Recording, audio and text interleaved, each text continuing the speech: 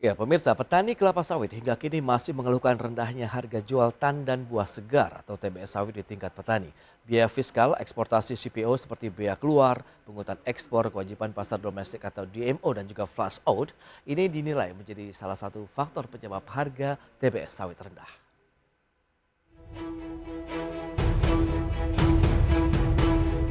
Meski pemerintah telah membuka kembali keran ekspor minyak kelapa sawit atau CPO per 23 Mei 2022, namun harga jual tanda buah segar atau TBS sawit di tingkat petani justru bergerak turun.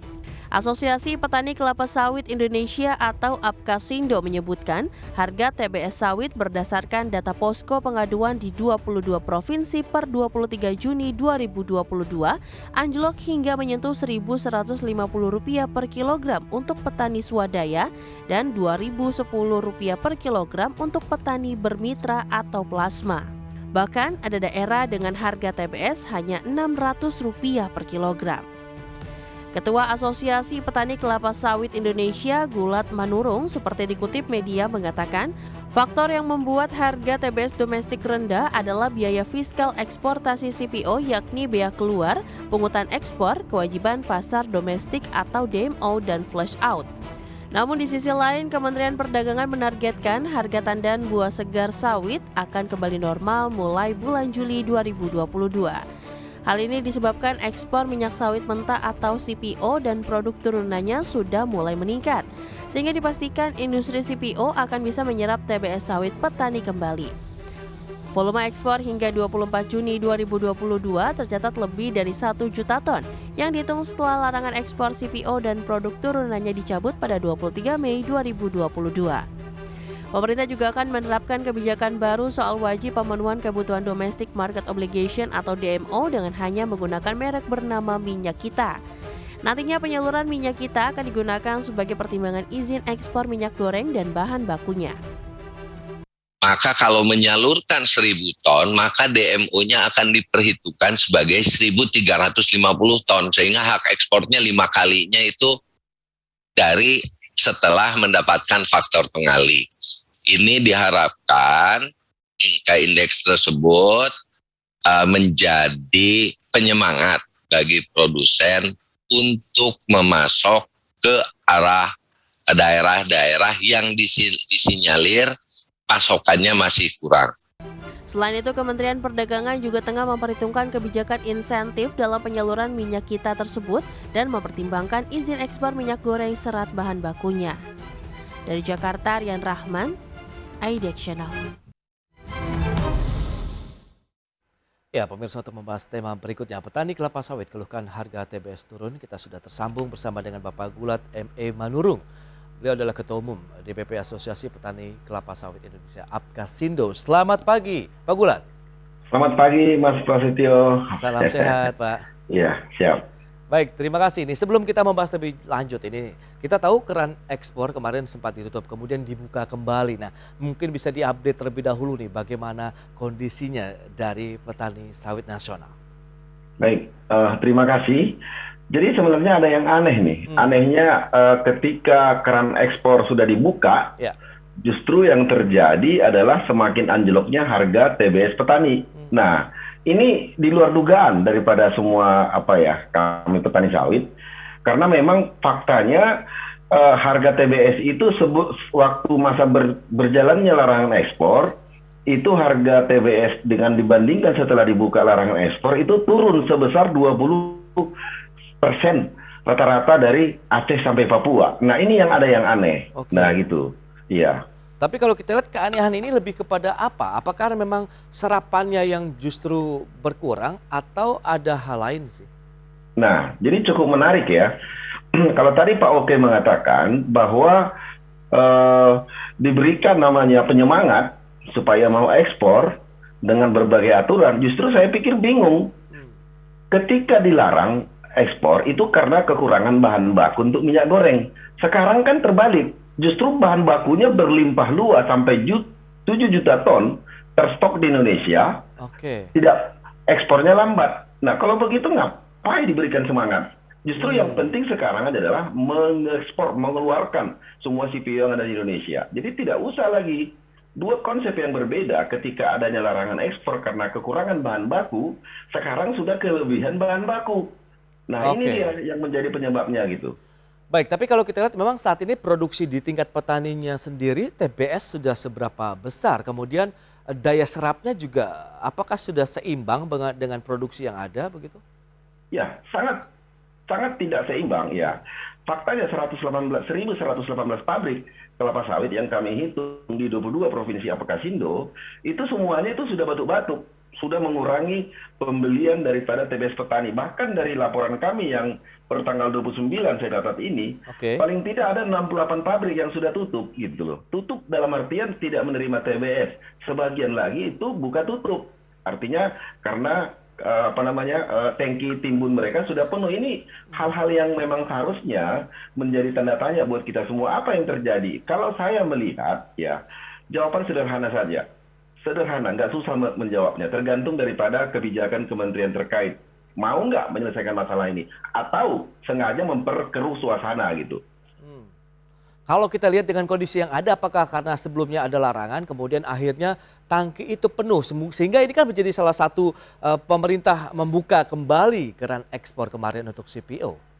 Ya, kalau kita merujuk kepada pidato Pak Jokowi ketika membuka keran ekspor kembali, jelas demi memikirkan 17 juta petani sawit dan pekerja sawit, jelas.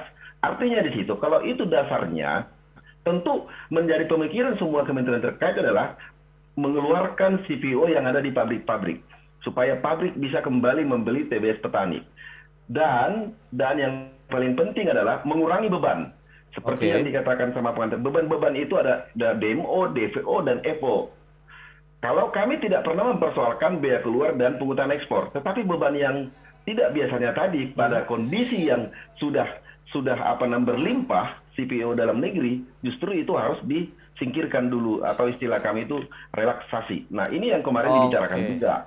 Ya. Nah, itu dia. Kalau bicara mengenai DMO kan ini memang ada kewajiban kan yang harus dipenuhi. Apakah memang itu sudah terpenuhi sehingga oversupply? Kalau dibilang kewajiban, tentu karena tidak terpenuhi daripada kebutuhan dalam negeri.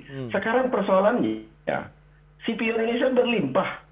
7 juta ton, bayangkan 7 juta ton untuk untuk ketersediaan dalam negeri. Tentu tidak perlu lagi ada DMO, apalagi namanya DFO.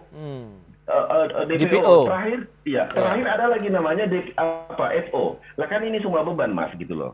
Oke, nah itu bicara mengenai apa sih kalau kita bicara kalau kaitannya dengan DMO, DPO, kemudian tadi DFO sendiri ini yang membuat harga TBS tertekan begitu. Adakah korelasinya? Ya jelas. Coba kita berhitung sederhana. Ya. Hari ini harga CPO Rotterdam itu 1.500. Di Malaysia itu 1.110 karena memang mereka akan mengeluarkan biaya-biaya lain. Makanya, nah kiblat kita adalah bukan Malaysia tapi adalah Rotterdam. Kalau dia 1.500 harga Rotterdam, pertanyaannya adalah apa hubungan dengan harga TBS? Jelas. Karena 1.500 harga Rotterdam, jika mengikuti pungutan ekspor, BK, FO, dan DPO hari ini, demo, maka harga CPO Indonesia adalah setara dengan 812 US dollar. Atau kalau dirupiahkan 11.800. Atau kalau dibuat dalam rupiah TBS kami per kilo, itu hanya tersisa 2.300 rupiah per kilo. Nah, itu dia. Kalau di kita loss, tidak ada beban sama sekali. Berapa harga TBS petani? Kalau loss sama sekali berarti harga Rotterdam. Berarti harga TBS petani itu adalah 4.400. Nah, oleh karena itu ada beban di dalam pungutan-pungutan tadi sebesar Rp2.050. Inilah yang digendong oleh pundak petani sawit Indonesia gitu. Oke, tapi normalnya memang biasanya nih sebelum ada pembatasan berapa sih? Karena kan Anda bilang tadi ada 27% nih penurunan harga TBS-nya ya. Dari normal sebelumnya berapa? Ya, kalau normalnya kalau kita berhitung normal itu berarti kan 4.250. Tetapi satu hal yang saya sampaikan kepada kita semua, petani sawit tidak meminta harga, tidak mengemis dalam artian kata manja. Kami hanya meminta harga yang sesungguhnya berapa. Kurangi beban-beban yang tidak perlu, DMO, DPO, dan FO. Kalau itu dikurangi, hari ini harga TBS kami itu adalah sebesar Rp3.100 kalau dikurangi. Kalau dikurangi, catatan. Kalau kita bandingkan dengan Malaysia dengan harga CPO mereka yang 11.100 tadi, berarti harga TBS petani sawit di Malaysia itu adalah 3.600. Clear. Karena dari dulu-dulu tidak ada yang namanya DMO, DPO, dan FO. Demo dan DPO itu dibuat ketika kita kekurangan bahan baku. Pertanyaannya, bahan baku kurang nggak sekarang? Tidak. Kalau gitu direlaksasi dulu sampai situasi normal gitu. Baik, itu dia. Jadi memang perbedaan harga inilah yang membuat akhirnya menekan harga TBS-nya. Bahkan tadi sempat disampaikan juga ada yang Rp600 bahkan per kilogram begitu, Pak Gulat. Nah, data per hari tanggal 29 Juni yang kami dapat dari 22 Provinsi Apkasindo, harga TBS petani swadaya itu sudah semakin anjlok. 925 per kilo. Dan yang paling gilanya lagi, dahsyatnya, itu pabrik-pabrik membuat potongan, timbangan itu sebesar 20-25%. Saya ilustrasikan. Kalau saya mengantar 1.000 kilo TBS ke pabrik, yang dibayar pabrik adalah hanya 800 kilo. Karena 20% dianggap adalah potongan timbangan. Ini ada apa sekarang gitu? Oke. Dan itu praktek yang biasa terjadi kah? Tidak pernah terjadi seperti ini. Biasanya kami terima yang petani swadaya 7%, 5%. Kami ikhlas kok. Yang petani plasma 1-3% kami ikhlas. Tapi hari ini sampai 20%. Jadi saya berpikir, apa kerja kementerian terkait gitu loh. Nah, lantas Apkasindo sendiri sudah melakukan langkah apa nih menyikapi kondisi yang ada? Karena kan seharusnya dengan ekspor dibuka justru serapan TBS-nya juga semakin bertambah begitu. Karena ada produksi di sana begitu ya. Iya. Jadi untuk mengantisipasi ini kami sebagai organisasi petani sawit yang sudah cukup tua ya, 22 tahun lalu berdiri, tentu kami mengambil sikap-sikap yang namanya pendekatan ataupun melakukan komunikasi. Kami sudah bertemu dengan Pak Muldoko, Ketua Dewan Pembina kami yang kebetulan Kepala Staf Kantor Presiden. Tindak lanjut pertemuan itu adalah 2 hari lalu kami membuat rapat di kantor staf Presiden, dihadiri oleh banyak stakeholder sawit. Di situ terbongkar semua. Ternyata tender di KPBN juga merupakan beban. Kenapa beban? Mereka salah mengartikan bahwa DMO dan DPO itu dijumlahkan dengan FO. Harusnya DMO ketika dia tidak melaksanakan demo maka bisa diganti dengan FO $200. Atau ketika dia sudah melaksanakan demo DPO maka FO-nya tidak perlu lagi. Tetapi apa yang terjadi? Dan itu menjumlah, makin beratlah. Iya, karena di jumlah DMO, DPO, dan FO jadi satu begitu. Iya, betul. Seharusnya kalau sudah memenuhi DMO, DPO, flash out-nya nggak usah gitu ya? Betul, harusnya seperti itu. Kemarin terbongkar itu di rapat di kantor staf Presiden gitu. Nah, berarti kalau memang sudah ada solusi seperti ini, next-nya apa? Tapi tahan dulu jawabannya Pak Gulat, kita akan jeda sebentar ya. Iya, pemirsa, jangan beranjak dari tempat Anda, kami masih akan segera kembali sesaat lagi.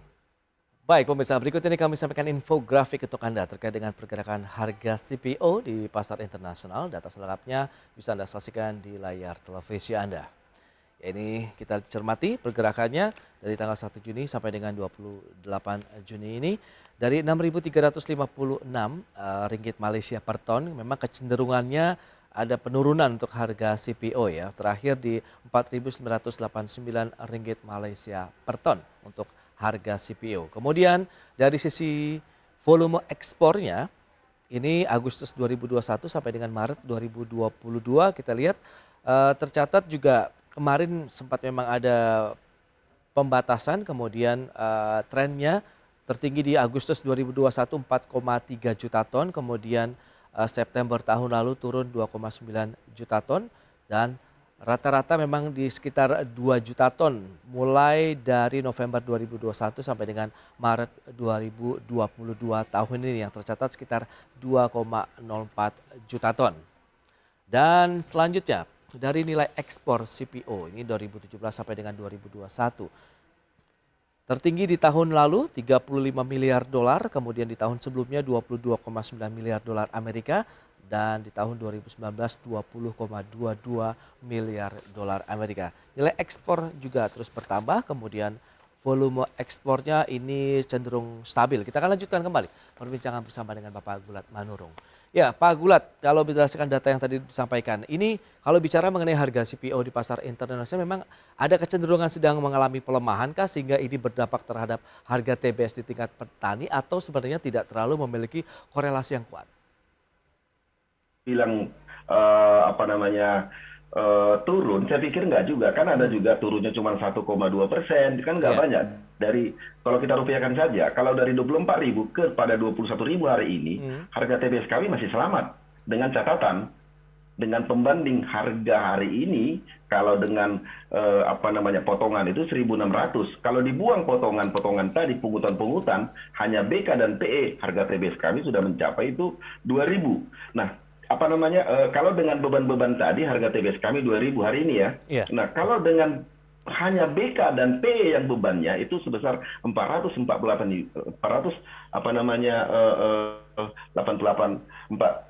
US dollar ya, berarti kan 48 dolar, berarti harga TBS kami hari ini sudah 3.000. Tapi apa yang kami terima sekarang kan cuma 1.600 gitu loh. Berarti sebenarnya artinya tidak signifikan penurunan daripada harga CPO dunia dengan kondisi yang harga TBS, tetapi harga TBS kami berbanding terbalik. Gitu. Baik, kalau saya tangkap berarti sebenarnya intinya karena ada pembebanan dari biaya eksportasi tadi, ada bea keluar, kemudian pungutan ekspor begitu, Pak Gulat, sehingga memberikan pengaruh juga nih terhadap harga source-nya atau TBS akhirnya. Iya, jadi sederhananya ya, dari dulu-dulu yang ada hanya bea keluar untuk APBN dan pungutan ekspor untuk BPDPKS. Sekarang ditambah-tambah, ada namanya DPO, demo, dan FO. Untuk DPO dan itu tidak berlaku lagi, Mas. Harga DPO itu adalah 10.600 per kilo. Hari ini kita sudah 8.400, ngapain pakai itu? Yang kedua FO 200 US dollar, lumayan loh, Mas. Lumayan. Nah, ini yang saya sebut tadi, perlu segera direlaksasi oleh pemerintah tentang namanya beban-beban tambahan. Ini untuk kalau memang mau menyelamatkan petani, jangan dibuat harga minyak goreng menjadi patokan. Biarkan minyak goreng itu. Dana kita ada kok, subsidi dari dana sawit itu bukan APBN. Itu aja kok repot. Saya kadang mikir-mikir ini apa nih kerja-kerja daripada pembantu Pak Jokowi ini gitu. Nah, kemarin sudah ada pertemuan dengan Dewan Pembina, kemudian stakeholder di bidang sawit. Apa yang mungkin bisa disampaikan hasilnya? Kemudian adakah nanti implementasi kepada aksi di lapangan sehingga bisa mengangkat lagi harga TBS di tingkat petani? Sederhana, Mas. Dari pertemuan kemarin itu di kantor Staf Presiden dan juga ya di Kemendak semalam, yang di kantor Staf Presiden itu jelas kok, semua hadir kok. Orang KPBN, GAPKI, dari DMSI, Dewan Minyak Sawit, dari Kementan, semua hadir. Mengakui bahwa penyebab daripada turunnya harga TBS petani itu adalah beban, dan di situ disepakatin supaya nantinya itu beban itu segera dikurangi melalui kebijakan yang akan diambil pemerintah. Nah, yang kedua adalah bagaimana caranya tidak membeda-bedakan harga petani sawit yang plasma atau bermitra dengan petani swadaya. Ini kan langit dan bumi. Sudahlah harganya jatuh, kena potongan lagi 25% timbangan. Ini nggak benar, makanya kami mengusulkan pada pertemuan itu supaya memperkuat Permentan 01/2018. Jadi harga TBS itu adalah harga TBS petani sawit Indonesia yang ditetapkan oleh Dinas Perkebunan di masing-masing provinsi. Jadi tidak hanya memikirkan yang 7% petani bermitra, yang 93% menjadi makan siang gratis gitu loh. Sebenarnya apa sih yang membuat ada perbedaan antara petani swadaya dengan yang bermitra tadi? Kenapa tidak bisa disamaratakan seperti yang Anda mau? Yang membedakan itu bukan kami, tapi pemerintah melalui peraturan Menteri 01. Jadi katanya harus bermitra. Bermitra itu ibarat orang pacaran. Kalau salah satu tidak mau, kan tidak akan jadi bermitra. Persoalannya sekarang, pabrik-pabrik yang 1.118 itu hanya kurang lebih 10% yang mau bermitra. Sisanya tidak mau. Terkhusus pabrik-pabrik daripada anggota GAPKI, mereka mau bermitra. Tetapi kan berapa pabrik sih anggota GAPKI itu? Tidak banyak kok. Sisanya itu adalah tidak mau bermitra dengan petani, dengan maksud dan tujuan semua orang tahu, supaya bisa diblender harga TBS kami, karena tidak ada undang-undang yang melindungi kami, tidak ada peraturan yang melindungi petani sawit yang tidak bermitra tersebut gitu. Oke, tapi hasil pertemuan apakah sudah mengarah ke sana, begitu ada upaya? Sudah. Masalah revisi Permentan 01, istilah kami yang memperkuat, itu sudah diperintahkan ketika itu tanggal 18 Mei 2022 lalu, 1 hari setelah kami aksi keprihatinan. Dan kami sudah membentuk tim untuk mempercepat itu, supaya usul-usul petani apkasindo segera sampai ke Kementerian Pertanian. Saya pikir Kementerian Pertanian juga melihat ini adalah hal yang sangat penting jika ingin mau menyelesaikan masalah gitu. Baik, nah Anda melihat dengan potensi sudah ada pertemuan, berarti sudah ada solusi lah ya bersama begitu yang diambil para pemangku kepentingan di industri CPO di tanah air. Anda melihat harga akan normal kembali untuk TBS? Ya, harusnya normal jika tindakan gerak cepat pemerintah adalah relaksasi dulu namanya peraturan DMO dan DPO serta FO karena situasi memang sudah tidak memerlukan itu lagi relaksasi. Relaksasi ini akan segera mendongkrak harga TBS petani itu dari 1.600 menjadi Rp3.000 atau 3.100. Kan lumayan naiknya kan gitu. Lumayan sekali. Nah, yang kedua adalah sambil berjalannya waktu itu supaya memperkuat itu Permentan 01 merevisi. Jadi tidak ada namanya membeda-bedakan harga TBS petani. Masa pemerintah hanya mikirkan yang 7%, yang 93% dibiarkan merana tanpa ada perlindungan dari pemerintah gitu. Oke, tapi dari sisi harga itu sudah cukup ideal di 3.100-an. Padahal kalau Anda katakan tadi sebelum adanya stop ekspor itu 4.200-an per kilogram.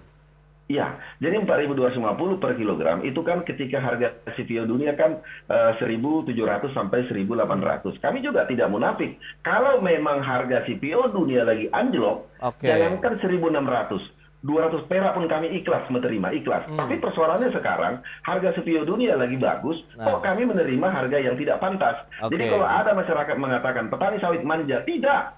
Kami tidak manja, kami hanya menuntut hak sesuai dengan harga CPO dunia. Kalau lagi anjlok, kami tidak ribut. Ya memang seperti itu, dan itu pernah terjadi sebelum 2019, sebelum diberlakukannya namanya program B30 oleh Pak Jokowi gitu. Ya, berarti yang penting adalah transparan dan adil begitu ya, sesuai dengan realita yang ada ya, Pak Gulat ya. Oke. Itu dia. Baik, Pak Gulat. Terima kasih banyak ini atas sharingnya. Semoga nanti hasil pertemuan tadi memberikan titik temu yang semakin terang, harga TBS juga normal. Kemudian tadi yang paling utama adalah kesejahteraan petani sawit juga tetap terjaga, nih, terutama yang mandiri atau swadaya tadi. Terima kasih banyak atas waktu yang disempatkan, Pak Gulat. Salam sehat. Terima kasih. Baik pemirsa, 1 jam sudah saya menemani Anda dalam Market Review. Saya Prasetyo Wibowo, beserta kerabat kerja yang bertugas undur diri. Terima kasih dan sampai jumpa.